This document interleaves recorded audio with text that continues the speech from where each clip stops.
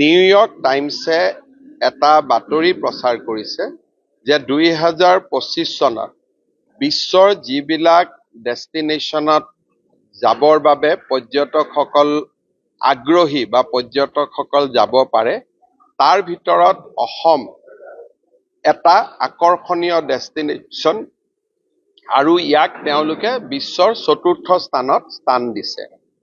যোৱা 3 বছৰত এক আন্দোলন বিবৰ্জিত পৰিৱেশ, যোৱা 3 বছৰত আমি যি ধৰণে অসমৰ পৰা হত্যা হিংসা আমি নোহোৱা কৰিবলৈ অসমবাসী সক্ষম হলো আৰু চৰাইদেউ মৈদামক বিশ্ব ঐতিহ্য ক্ষেত্ৰ, তাৰ লগে লগে মাজুলী, কাজিৰঙা, মানস, কামাখ্যা মন্দিৰ, বৰদোৱা এই সকলোকে আমি বিশ্ব মানচিত্ৰত লৈ যাবৰ বাবে যি আমাৰ প্ৰয়াস আছিল, বিহুক এক সুন্দৰভাৱে বিশ্ব মানচিত্ৰত লৈ যোৱাৰ প্ৰয়াস চলিছিল, সেই সকলোবোৰে আজি অকল অসম আৰু ভাৰত নহয় বিশ্বৰো দৃষ্টি আকৰ্ষণ কৰিবলৈ সক্ষম হৈছে।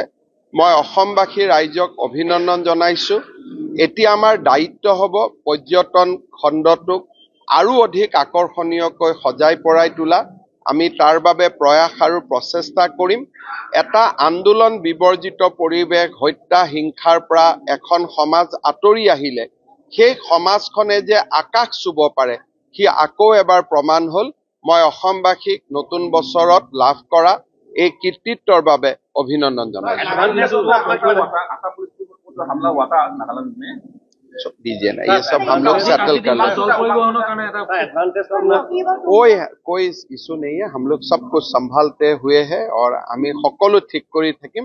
এইবিলাকক বহুত বেছি হেৰি থকাৰ প্ৰয়োজন নাই। আমি ভাল কাম কৰিম। চাওক, মই আশাবাদী বা মোৰ আশাৰ ওপৰত নহব, অসমৰ মানুহে বিনিয়োগকাৰী কিমান আশ্বস্ত কৰিব পাৰিব তাৰ ওপৰতে নিৰ্ভৰ কৰিব। মোৰ ওপৰত কি হ'ব?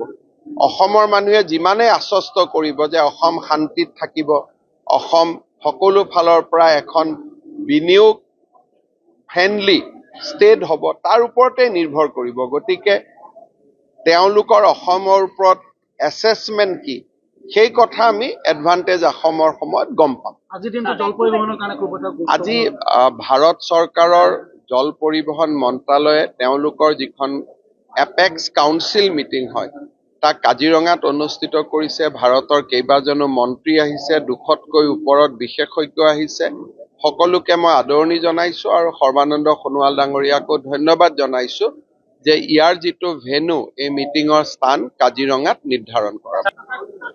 हमने निर्णय लिया, इसीलिए तो न्यूयॉर्क टाइम्स ने वर्ल्ड का सबसे 4th डेस्टिनेशन बोला काजीरंगा को।